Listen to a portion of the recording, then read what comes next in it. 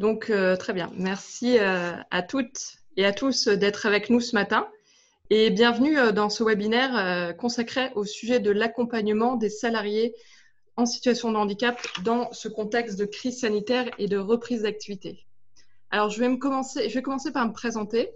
Julie Couplet-Rodex, je suis chef de projet diversité au sein du réseau Les Entreprises pour la Cité. Et j'ai à mes côtés ce matin Julien Villot et Fatima Loukili pour la GFIP, Thierry Martin pour Cap Emploi 92 et Lucie Cobel pour Hello Handicap. Nous allons être ensemble pendant 1 heure. Nous prendrons le temps de répondre à vos questions pendant un temps dédié après chacune des interventions. N'hésitez pas aussi à poser vos questions au fur et à mesure de nos interventions via l'onglet « Converser » qui se trouve en bas de votre écran, au milieu. Et donc, nous y répondrons dans les temps dédiés à vos questions.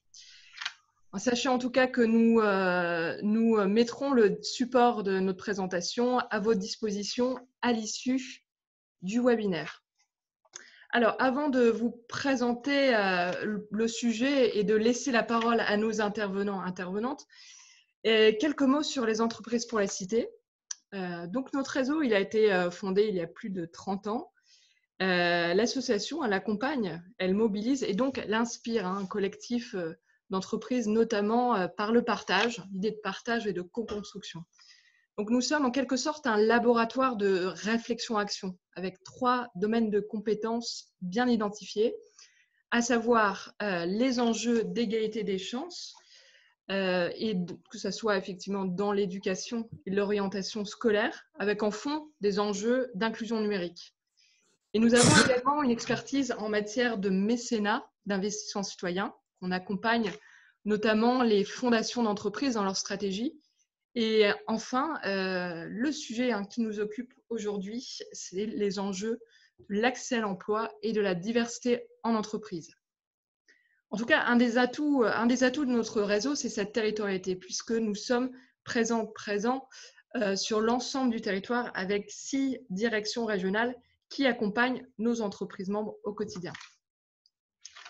Alors, nous organisons toute l'année des événements, des temps d'échange et des ateliers pour l'ensemble des collaboratrices et des collaborateurs de nos entreprises membres, qui sont en présentiel et beaucoup plus actuellement à distance. À titre d'exemple, voilà, en 2019, nous avons organisé 75 événements partout en France sur les sujets spécifiques de l'emploi et de la diversité, et dont le handicap au travail. Nous avons notamment organisé début 2019 une série d'ateliers pour décrypter les évolutions de la loi en matière de handicap. Au total, c'est près d'une centaine d'événements que nous organisons chaque année sur l'ensemble des thématiques de la diversité et de l'accès à l'emploi, et ainsi que l'ensemble de nos domaines d'intervention. Nous proposons également des formations, des sensibilisations pour les entreprises, notamment sur le sujet du handicap. On aborde les dispositifs légaux, on déconstruit les idées reçues sur le handicap au travail et sur la RQTH également, et nous apportons des conseils sur les pratiques du quotidien, que l'on soit manager, RH ou référent dans son entreprise. Dans l'ensemble, c'est près de 800 salariés que nous accompagnons chaque année. Enfin, les entreprises membres de notre réseau et des clubs, bienvenue à ceux qui nous rejoignent, que nous animons dans le cadre du dispositif La France Une Chance, ont à leur disposition un ensemble d'outils, des ressources. On diffuse des newsletters, des revues de presse sur les sujets de RSE. On met aussi à disposition les replays de nos webinaires, ainsi que des fiches et guides pratiques sur nos différentes thématiques. Alors, au sujet du handicap dans cette période. Alors, excusez-moi, j'arrête mon partage d'écran. Alors, quelques mots sur la situation des personnes en situation de handicap dans la crise actuelle.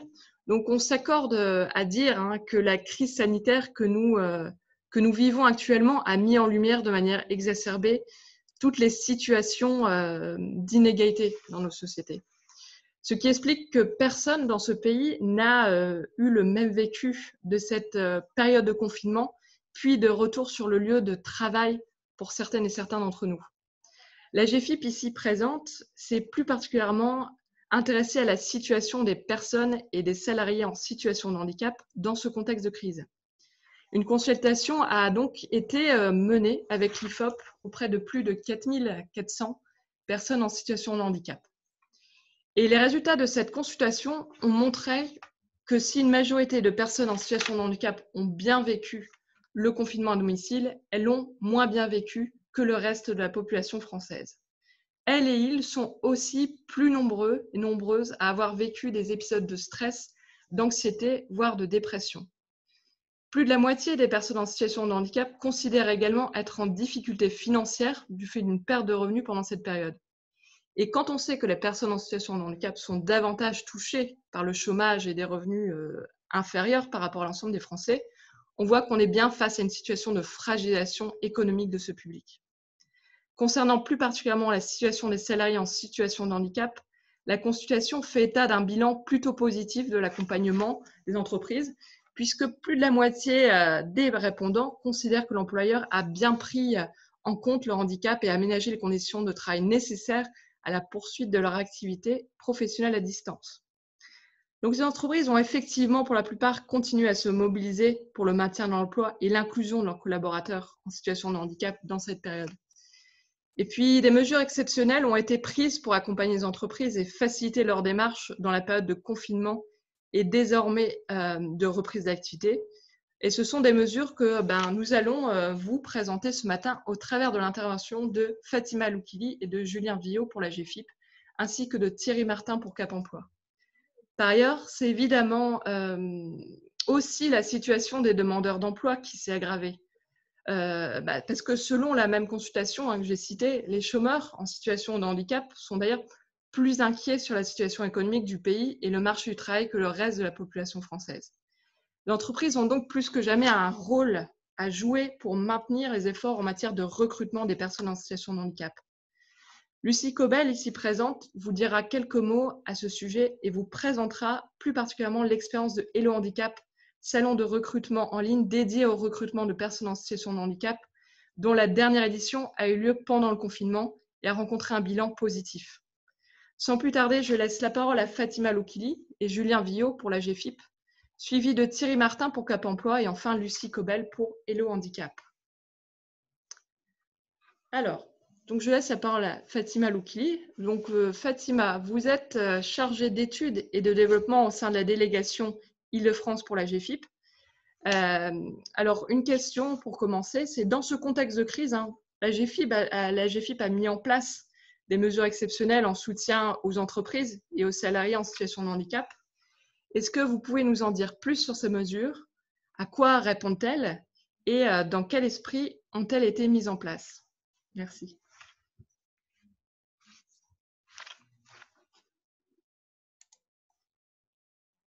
Je suis chargée d'études et de développement à la GFIP et je vais introduire les mesures exceptionnelles qui ont été mises en place par la GFIP.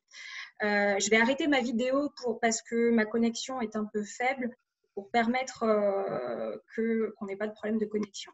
Donc, vous le disiez, effectivement, la GFIP a souhaité, a répondu à travers la mise en place de ces mesures exceptionnelles à deux enjeux. Le premier objectif, c'était de mettre en place des mesures et de s'inscrire en complémentarité des mesures gouvernementales qui ont été mises en place pour faire face à la crise sanitaire qu'a traversée la France et pour, vous le disiez tout à l'heure, essayer d'enrayer et de minimiser les répercussions économiques du contexte de crise pour les entreprises et pour les personnes en situation de handicap. Le deuxième objectif, vous l'avez très bien évoqué en mettant en lumière à travers les chiffres qui révèlent qu'effectivement les personnes en situation de handicap ont été aussi particulièrement touchées par ce contexte spécifiquement au regard de leur situation. La GFIP a fait le choix de mettre en place ces mesures pour sécuriser l'emploi des personnes en situation de handicap et permettre en fait de pérenniser et de rendre durables les efforts qui avaient été entrepris par les entreprises en matière d'emploi des personnes en situation de handicap. Le but, c'était que cet objectif d'emploi des personnes en situation de handicap ne soit pas mis de côté dans ce contexte de crise. Donc voilà, donc 10 mesures exceptionnelles ont été mises en place des mesures en direction des employeurs et des mesures en direction des personnes. Ces 10 mesures étaient valables initialement jusqu'à fin juin. Elles ont été prorogées jusqu'à fin septembre, puisqu'on se rend compte que ça répond à un réel besoin et qu'on a un peu été victime de notre succès, puisque ces mesures ont été très mobilisées par les personnes, mais aussi par les entreprises. Donc, concernant ces mesures, en quoi elles consistent? D'une part, elles répondent à 3 grandes visées. Informer, nos publics, donc les entreprises et les personnes en situation de handicap. Informer à travers notamment des relais de com et de la diffusion d'informations spécifiques liées au handicap et liées à ces mesures, mais aussi à notre offre de services. Permettre une continuité d'activité de nos services en direction de nos bénéficiaires. Donc voilà, permettre aider aussi les entreprises, et je reviendrai spécifiquement sur cette mesure, dans le cadre de leur obligation d'emploi, et soutenir à travers notamment la prise en charge des coûts liés au télétravail, la mise en place d'un certain nombre d'autres mesures en direction des entrepreneurs en situation de handicap, la mise en place d'une cellule d'écoute psychologique, le maintien de la rémunération et de la protection sociale pour les stagiaires en formation. Donc voilà, tout un panel de mesures qu'on ne va pas vous détailler, vous expliciter ici, puisqu'on va se focaliser sur les 3 mesures qui vous concernent directement, puisque nos autres mesures vous concernent aussi indirectement, puisqu'elles concernent aussi vos salariés ou vos potentiels salariés. On va vous présenter en détail donc, les mesures qui vous concernent. La mesure qui va vous concerner spécifiquement, ça va être notamment la mesure concernant votre obligation d'emploi, concernant les travailleurs en situation de handicap. Comme vous le savez, vous êtes assujettis à une contribution concernant votre obligation d'emploi au regard des travailleurs en situation de handicap, donc une obligation d'emploi de 6% de vos salariés. Donc ça fait référence à un cadre légal que je ne vais pas redéfinir ici, vous connaissez très certainement. Donc, l'AGFIP, dans le cadre puisqu'on est un fonds de gestion et on récupère les contributions des entreprises, avait lancé des prélèvements, les plans de prélèvement automatique envers les entreprises pour récolter ces contributions. L'AGFIP a décidé de retarder les prélèvements pour les entreprises qui étaient assujetties et qui devaient être prélevées dans le cadre de cette contribution, et de reporter jusqu'à fin juin ces prélèvements. Donc les entreprises ont la possibilité depuis mars, au titre de l'exercice fiscal 2019, de reporter leurs contributions. Notez aussi que cette mesure, vous avez aussi une possibilité, si à fin juin, vous n'êtes toujours pas en mesure d'honorer ce paiement, de demander encore un report de paiement de 3 mois. Donc voilà, ça a vocation à vous soutenir, puisqu'on sait que les entreprises ont été les premières touchées aussi et les premières victimes en période de confinement. Et vous avez également la possibilité, une autre possibilité qui s'offre aux entreprises qui étaient en 2019, qui avaient une attestation de conformité à l'obligation d'emploi, de voir cette conformité, d'avoir une attestation de conformité qui est prolongée pour 2019. Donc, on a obtenu cet accord qui a été validé par l'État pour vous permettre, notamment dans le cadre d'appels, dans le cadre de réponse à des marchés publics, de pouvoir continuer à avoir une activité et que vous ne soyez pas en fait pénalisé par la situation. Voilà pour la collecte au ETH. Si vous avez des questions, je peux d'emblée y répondre sur cette mesure, à travers notamment l'outil Converser. Je ne vois pas de questions. Je vais peut-être laisser la main à mon collègue Julien pour la Oui, suite. très bien. Si vous avez des questions, n'hésitez pas, hein, qui vous viennent au fur et à mesure de nos interventions, n'hésitez pas, hein, à remplir l'onglet Converser ou les poser directement par la suite. Moi, Alors, excusez-moi, Julien Viau, Allô. vous êtes également chargé d'études et de développement au sein de la délégation Île-de-France de la GFIP, pardon. Donc, avant le confinement, le télétravail était déjà, hein, un enjeu important pour les salariés en situation de handicap. Et il est vrai que le confinement a contraint les personnes en situation de handicap au télétravail. Et donc, pouvez-vous m'expliquer, hein, nous expliquer ce que l'AGFIP a prévu pour répondre à cette problématique? Alors, j'espère que vous m'entendez bien. Pas de souci. Alors, je crois que David Pereira du groupe CRIT avait une question. On va y venir peut-être en fin de présentation. Oui, oui. On ne vous l'a pas précisé, mais effectivement, on vous diffuse un support, hein, qui a un contenu encore plus riche concernant la présentation de ces mesures exceptionnelles. On a vu notamment que la première de ces mesures concernait la mise en visibilité des informations disponibles via l'ensemble des canaux existants, sites AGFIP et réseaux sociaux.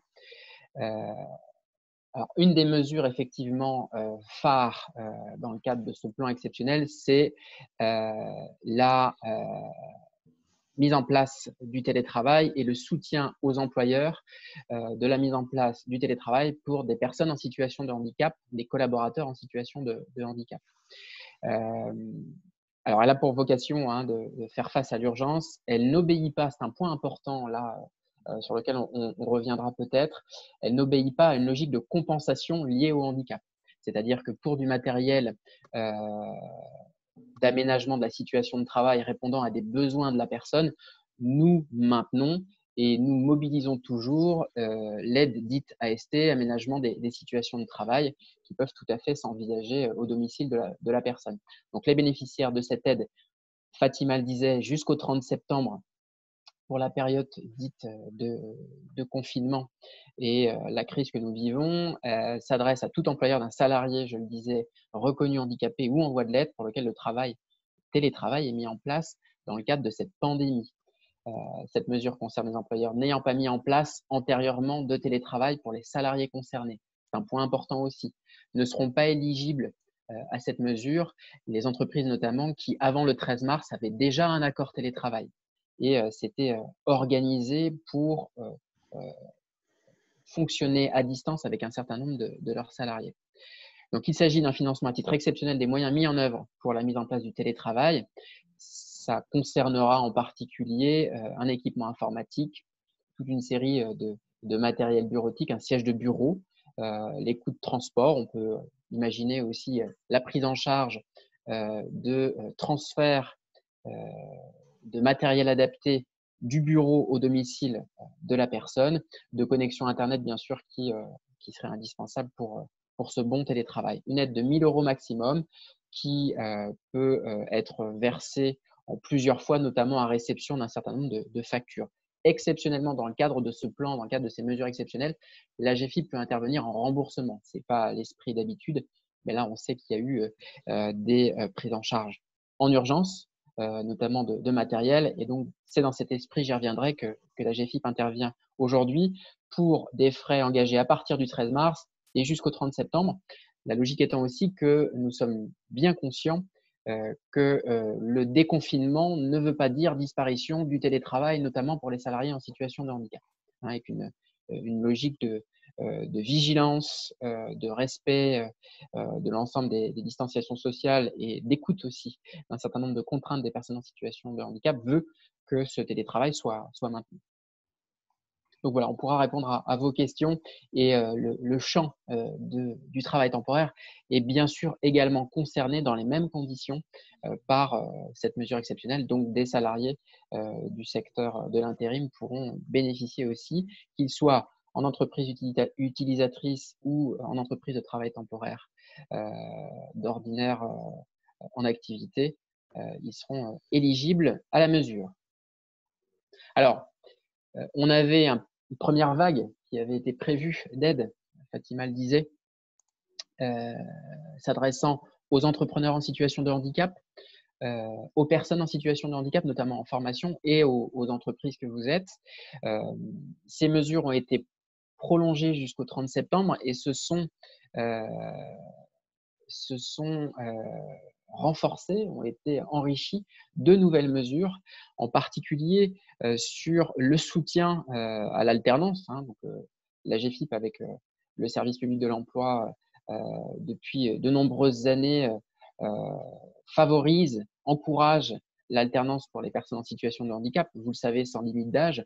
Et à l'occasion de cette pandémie, l'AGEFIP, le conseil d'administration de l'AGEFIP, a prévu de revaloriser les aides à la conclusion des contrats d'apprentissage de 500 à 1 000 euros en fonction de la durée des contrats concernés. Ces aides pouvant atteindre les 4 000 euros pour le recrutement d'un apprenti et 5 000 euros pour la conclusion d'un contrat de professionnalisation. Je le précise tout de suite, ces aides AGEFIP sont bien sûr compatibles avec les aides de droit commun et s'inscrivent dans le plan renforcé de soutien à l'apprentissage qu'a annoncé le ministre de l'Éducation le 4 juin dernier. Globalement, c'est une action auprès des acteurs de l'alternance qui est envisagée, qui est proposée.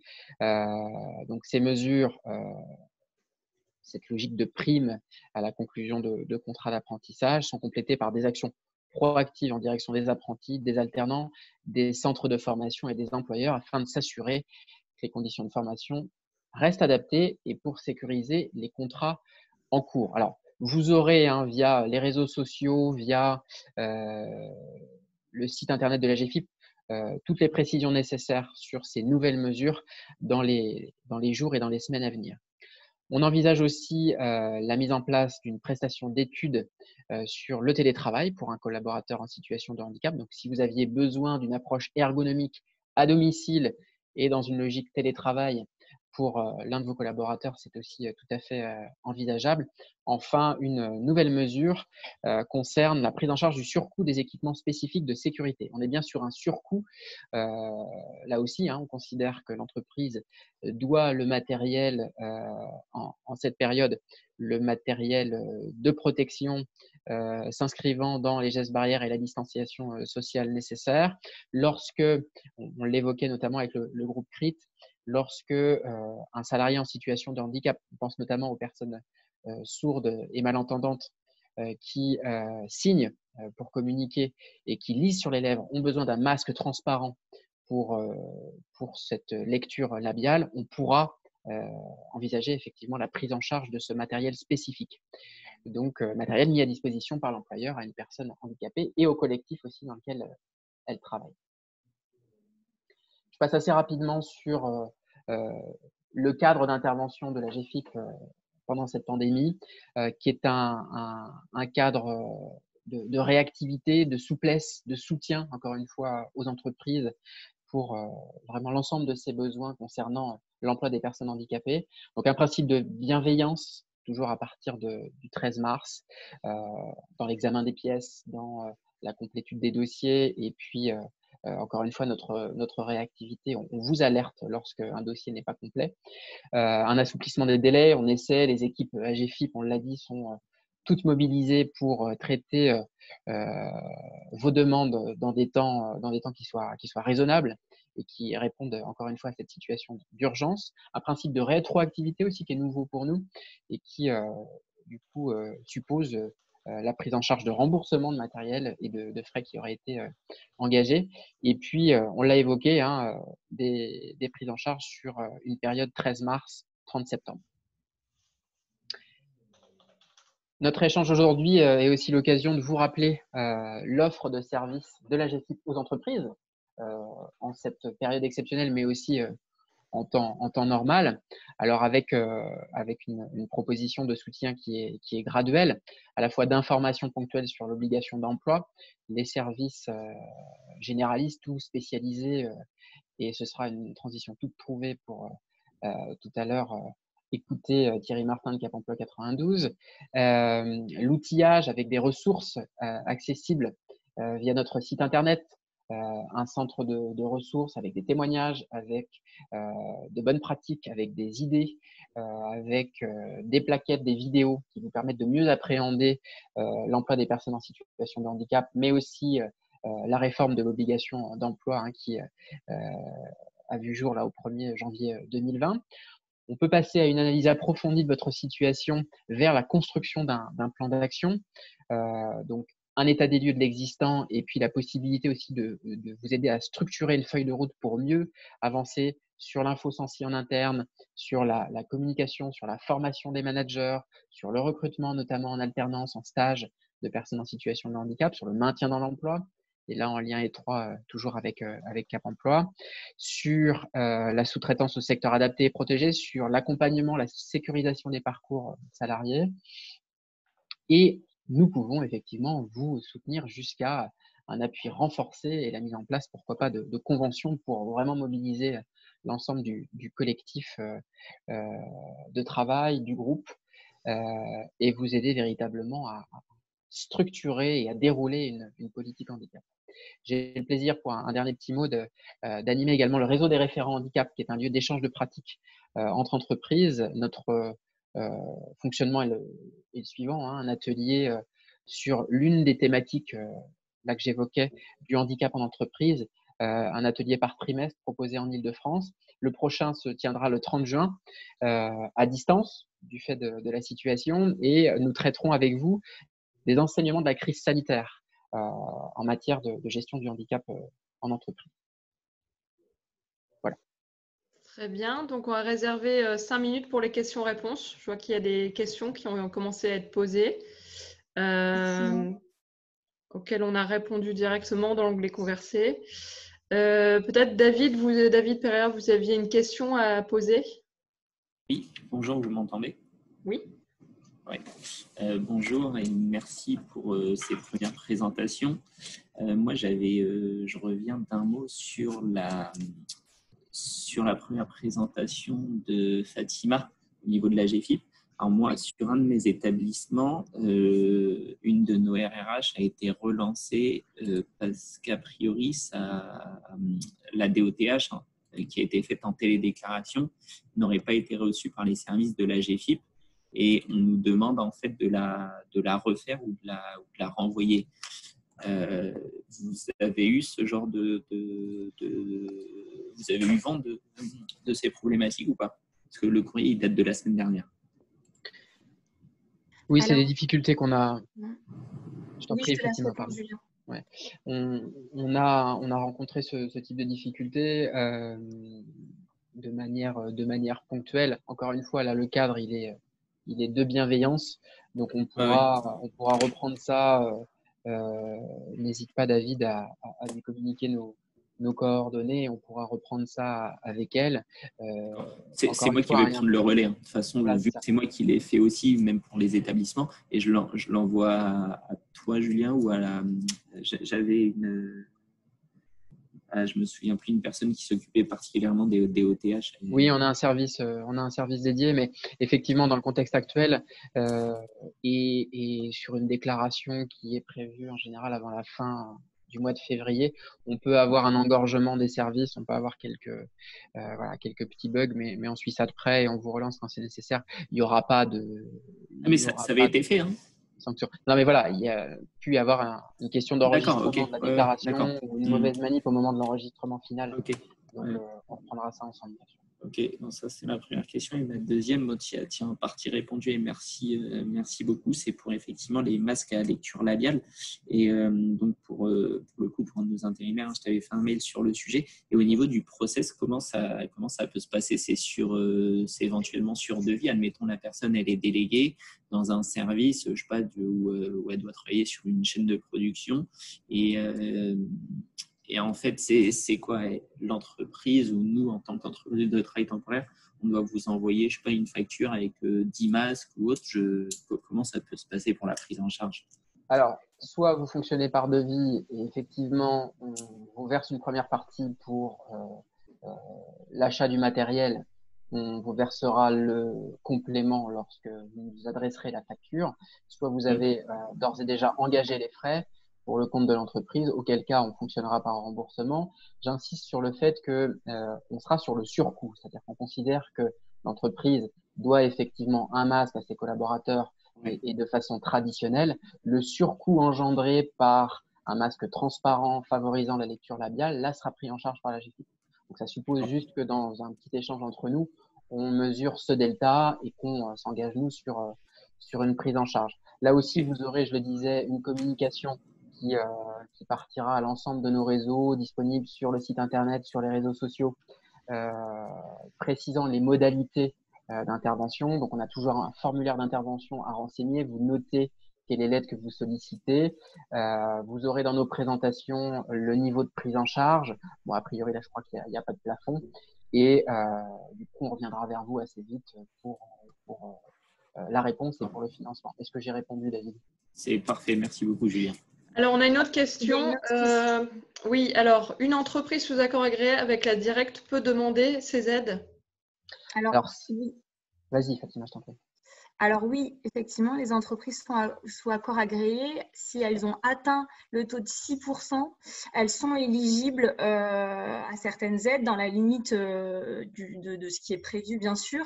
Et dès lors que l'accord ne prévoit pas en fait de dispositions spécifiques, par exemple, concernant la mesure télétravail, les entreprises vont être éligibles si elles ont atteint 6% dans leur obligation d'emploi et si en fait l'accord ne prévoit pas de dispositions spécifiques sur la mise en place de télétravail, puisqu'en fait il ne faut pas pour toutes les entreprises qui déposent une demande d'aide sur le télétravail qu'il y ait d'accord antérieur.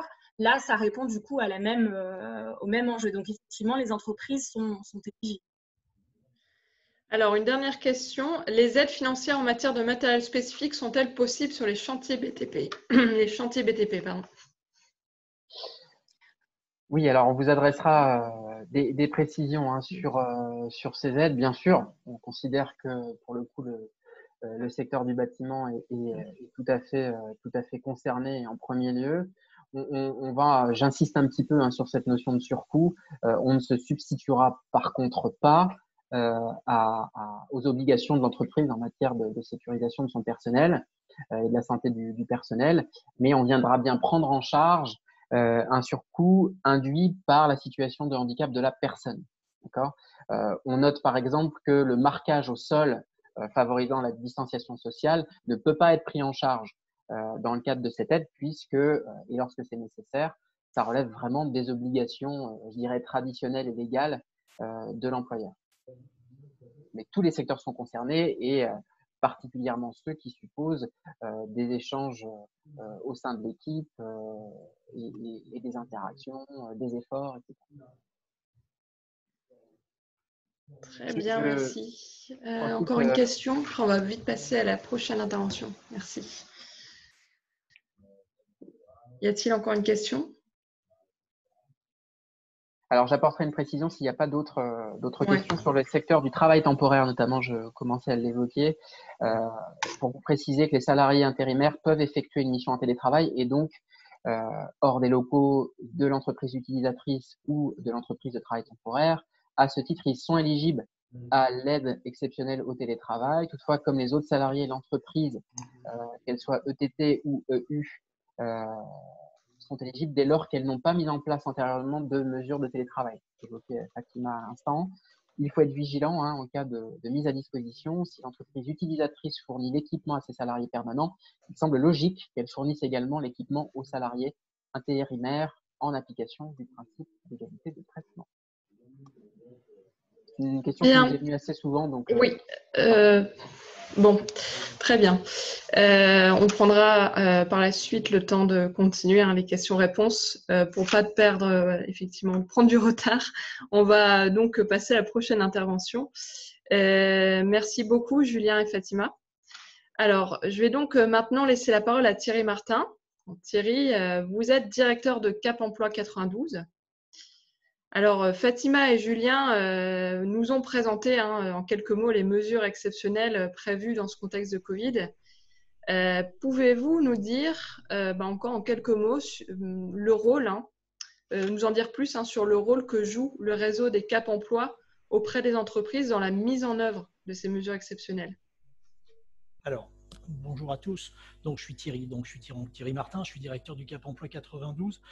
Au-delà de tout ce que je vais vous expliquer dans les quelques minutes à venir, bien sûr, ça s'applique au Cap Emploi que je dirige, mais ça s'applique aux 98 Cap Emploi du territoire, puisque l'offre de service des Cap Emploi qui s'ouvre aux personnes handicapés et aux employeurs privés et publics. Et là même, un grand homme de ce pays avait dit de Lille à Tamanrasset, on va dire de Lille à Marseille, sans oublier les dom-toms.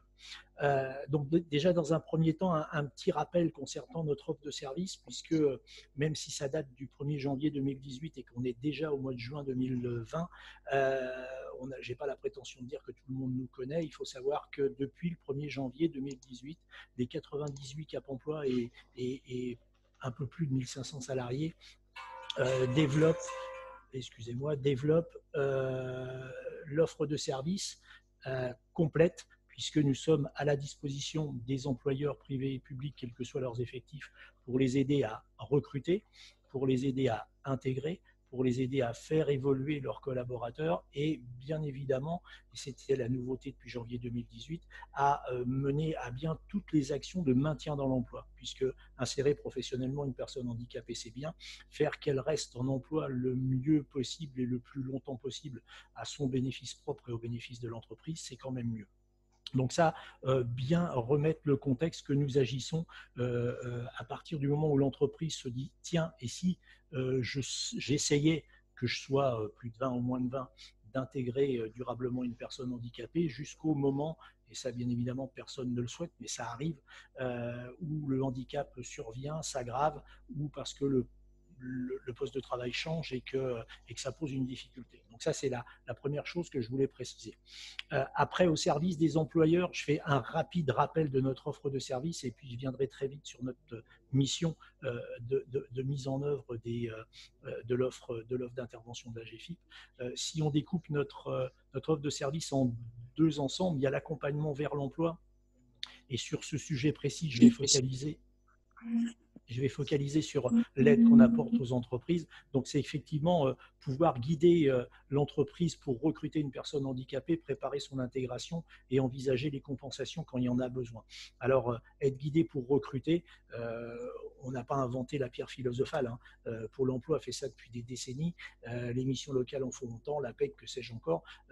C'est l'analyse de vos besoins en termes de savoir-être et de savoir-faire, et puis d'essayer de faire coller ça à des savoir-faire et des savoir-être de personnes en situation de handicap.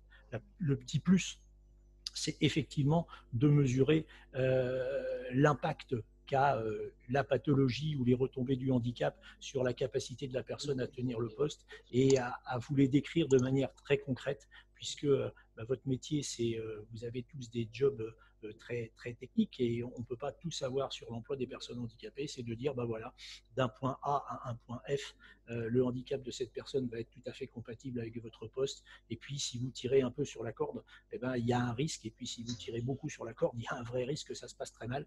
Donc, c'est aussi prévenir l'employeur, le recruteur et aussi toutes les équipes, puisque convaincre l'employeur, on peut être convaincu économiquement, convaincre le recruteur, c'est parce que le chef il a dit qu'il fallait recruter, mais convaincre les collaborateurs qu'une personne handicapée est une personne qui peut produire du service ou des biens, et que ce n'est pas simplement quelqu'un qu'il faut mettre sous cloche parce que c'est une personne en situation de handicap ou quelqu'un dont il ne faut pas attendre grand-chose dans le cadre d'une production d'équipe.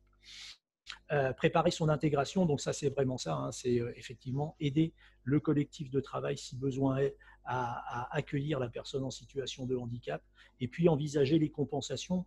Les compensations, c'est toutes les aides et mesures qui sont les aides et mesures de l'État sur les différentes mesures, notamment Julien en parlait sur les mesures en alternance, et puis c'est toute l'offre de service de la GFIP, et là mes collaborateurs doivent avoir en tête l'ensemble des aides et puis avoir la possibilité de mettre en œuvre l'aide ou la mesure la plus appropriée en fonction de la situation de l'entreprise et ou du collaborateur.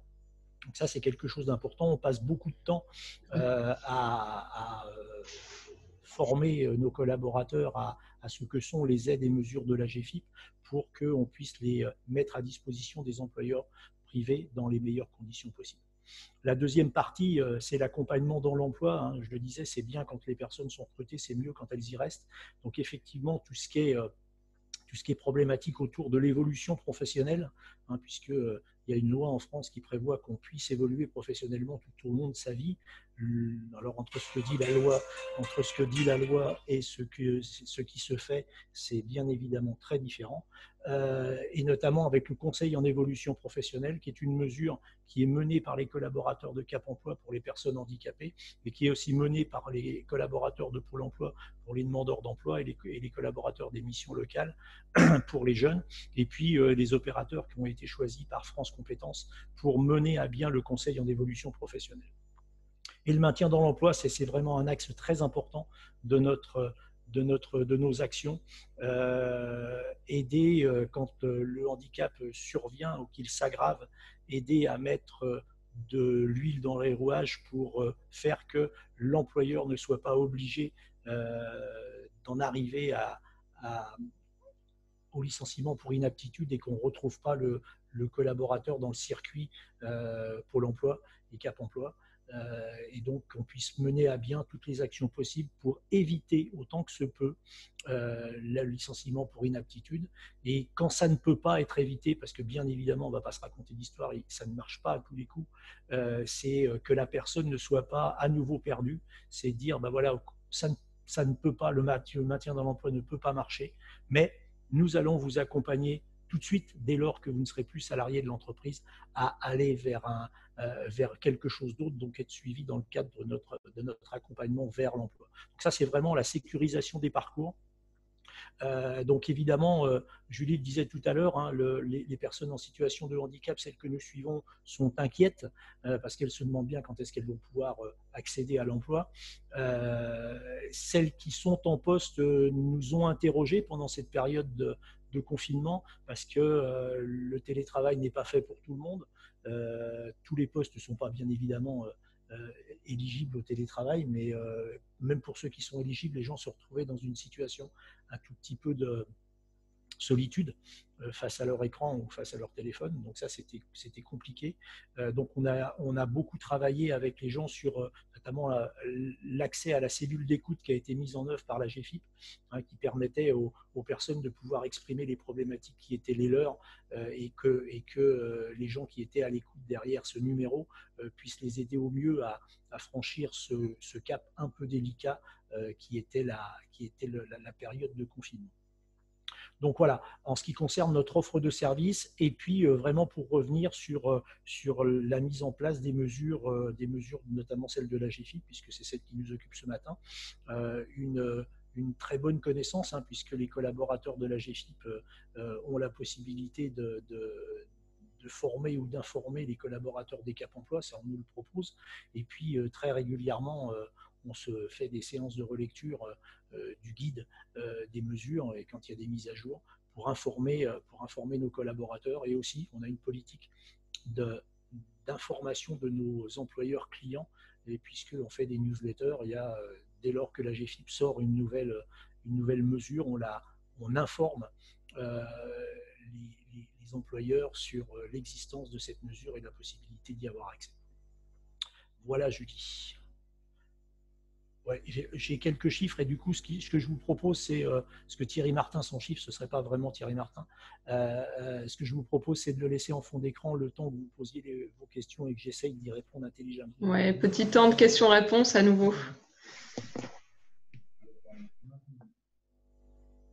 Sachez que si vous avez des questions qui vous viennent par la suite, vous avez toujours la possibilité de les poser à l'issue du webinaire.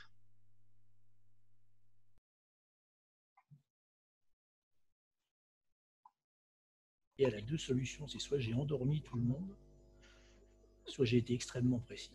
C'était limpide, Thierry. Merci. Oui, c'est sûr, on sent certainement la limpidité de vos propos.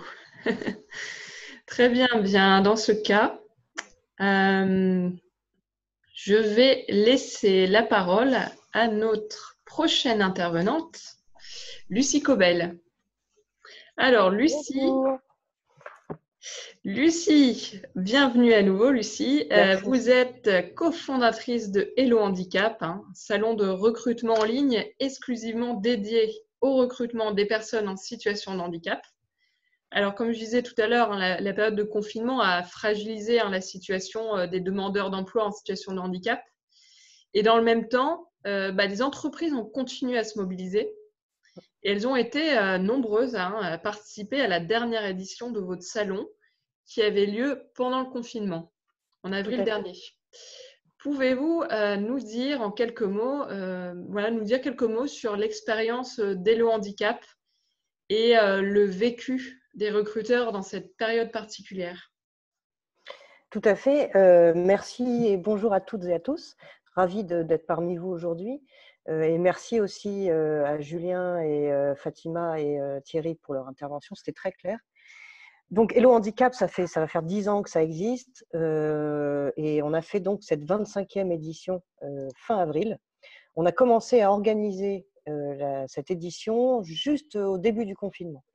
Donc, on a eu très, très peur. On a contacté une par une les 110 entreprises qui étaient inscrites pour participer en pensant qu'on allait avoir une vague de désistement due à la situation. Et en fait, finalement, on a été très, très surpris. On n'a eu que 10 entreprises qui ont reporté leur participation, vraiment celles qui étaient directement impactées par la crise sanitaire. Et donc, on a eu un peu plus de 100 entreprises qui ont participé.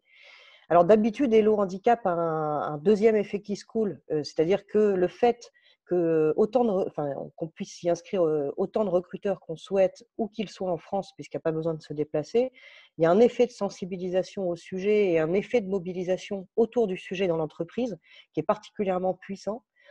Et sur cette édition-là, on s'est dit, malheureusement, avec le chômage partiel, le télétravail, etc., peut-être qu'on aura une mobilisation moins forte des recruteurs pour sélectionner les candidats, faire passer les entretiens. Et finalement, ça a été le contraire. En fait, on s'est aperçu, et avec beaucoup, beaucoup de plaisir et de bonheur, que les milliers de recruteurs qui étaient inscrits pour participer ont été encore plus mobilisés que d'habitude, malgré le fait qu'ils soient dans une organisation du travail différente, qu'il a fallu adapter de manière assez brutale et assez soudaine. On a eu une mobilisation extrêmement forte. Et du coup, les chiffres de bilan de cette édition ont été plus importants que d'habitude.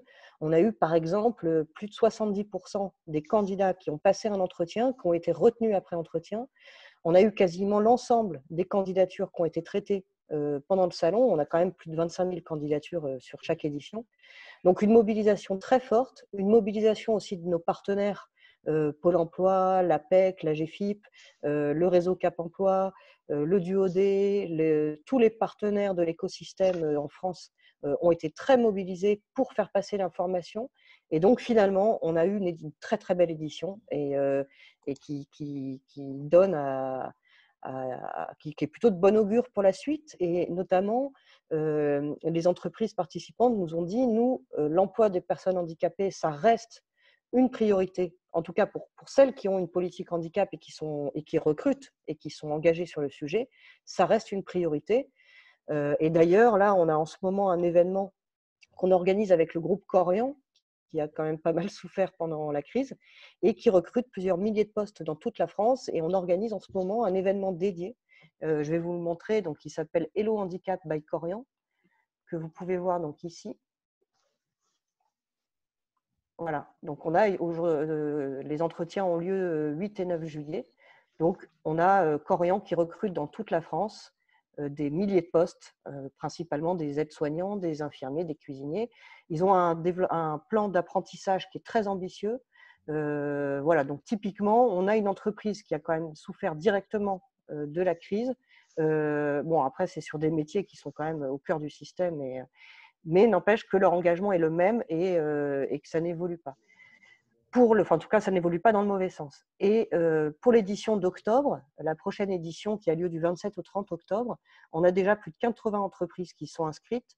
On a des demandes tous les jours d'inscription parce que Hello Handicap, on recrute sur Hello Handicap. C'est un salon qui est vraiment dédié au recrutement, Après, il y a effectivement l'effet de communication, de marque employeur, de mobilisation des recruteurs, etc. Mais l'objectif premier d'Hello Handicap, c'est de recruter. Donc, on va avoir des milliers d'offres d'emploi à pourvoir fin octobre sur Hello Handicap.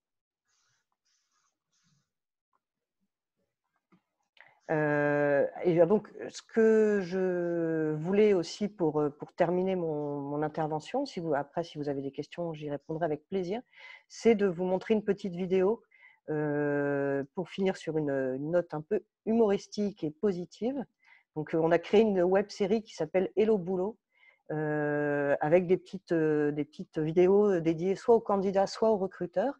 Je vais vous en montrer une donc dédiée aux recruteurs. Alors, je vais changer de… Hop, voilà, elle est là.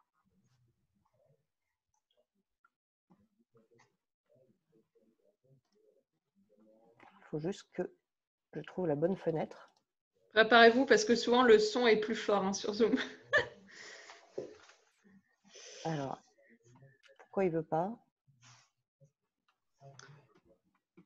Ah, peut-être, oui, il peut y avoir peut-être des imprévus techniques. Je ne sais pas pourquoi il me remet sur Corian alors que je choisis la bonne page. Alors, attendez, je vais faire autrement. Voilà. Est-ce que, normalement, ça devrait aller. Voilà. Est-ce que c'est bon? On voit la vidéo à l'écran et super. Ça marche.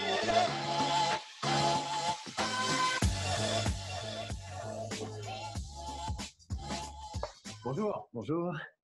C'est votre première fois? Bah oui.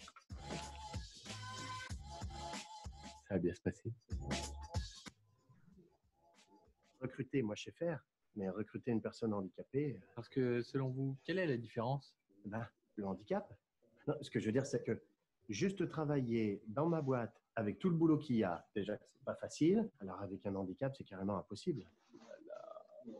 Il y a du boulot. Oui, mais c'est ce que je dis, il y a du boulot. C'est pour ça que je dois recruter. Non, il y a du boulot avec vous, je voulais dire. Ah, Recruter un travailleur handicapé ou pas handicapé, c'est pareil. Vous vous concentrez sur les compétences, sur la personnalité et sur le parcours professionnel du candidat. C'est tout. oui, mais il est handicapé. Et alors? Eh ben, ses compétences. Ah, parce que selon vous, une personne handicapée ne peut pas être compétente. Ah, merci. Ah non, non, mais vous, c'est pas pareil. Ah bon? Ah non, vous avez un boulot. Damien, le handicap n'empêche pas de travailler. Moi, je suis coach et j'ai une équipe de 7 personnes. Oui, mais ils sont pas handicapés. Mais qu'est-ce que vous en savez? 80% des handicaps sont invisibles. Il y a des personnes qui voient mal, qui entendent mal, qui ont des maladies chroniques. Mais oui, qui ont des problèmes de dos, de l'anxiété, qui ont du diabète. Ça vous parle? Non, je crois pas. Damien, recruter un travailleur handicapé, c'est tout simplement recruter.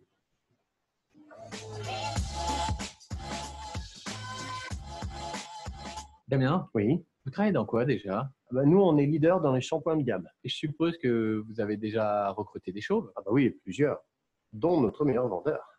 Ah, marrant. Sans doute une histoire de compétences.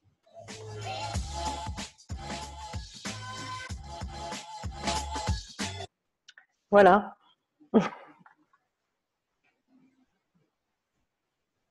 Merci beaucoup, Lucie. Très bonne conclusion.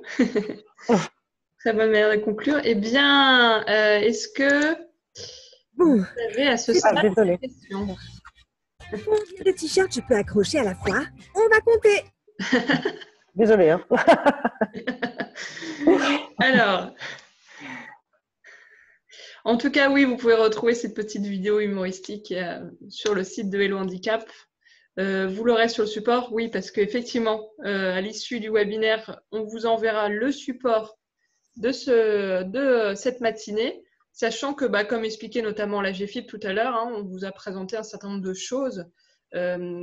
Après, voilà, il y a beaucoup aussi d'éléments qui seront sur le support que vous pourrez revoir par la suite. Bon, eh bien, C'est votre dernière chance de poser une question.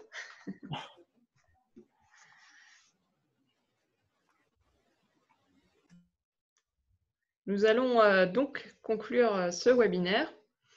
Avant de nous quitter, sachez que nous organisons régulièrement, actuellement encore pour ce mois de juin, juillet et au-delà, des événements pour nos entreprises membres, au réseau Les Entreprises pour la Cité.